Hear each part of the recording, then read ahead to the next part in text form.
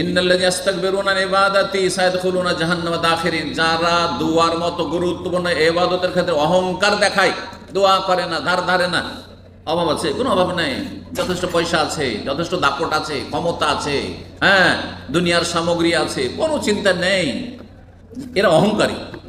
যারা অহংকার করে দোয়া করতে, তারা লাঞ্ছিত অপদস্থ হয়ে জাহান্নামে প্রবেশ করবে, আল্লাহ বলছে। সুতরাং দোয়া করুন রবের কাছে দিন দুনিয়ার জন্য, জান্নাতের জন্য। আল্লাহ জান্নাত যেন দান করেন আমাদেরকে, জান্নাতি হিসাবে আল্লাহ কবুল করেন। সবচেয়ে বড় দোয়া জাহান্নাম থেকে রক্ষা করে। 3 বার করে যদি জান্নাত চান, আল্লাহ জান্নাত দেবেন। 3 বার করে খালেস অন্তর থেকে জাহান্নাম থেকে যদি পানাহ চান, আশ্রয় চান, তো আল্লাহ আশ্রয় দান করবেন। আল্লাহ যেন আমাদের তৌফিক দান করেন। তার সাথে দুনিয়া চান, দিন চান, সব চান।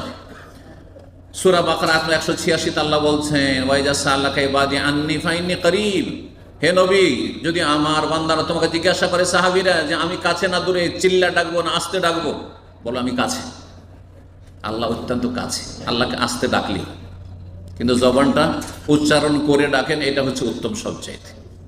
অন্তরের কথাটি জবান দ্বারা, কথার দ্বারা প্রকাশ করেন রবের সামনে আপনি, আল্লাহ এটা পছন্দ করেন।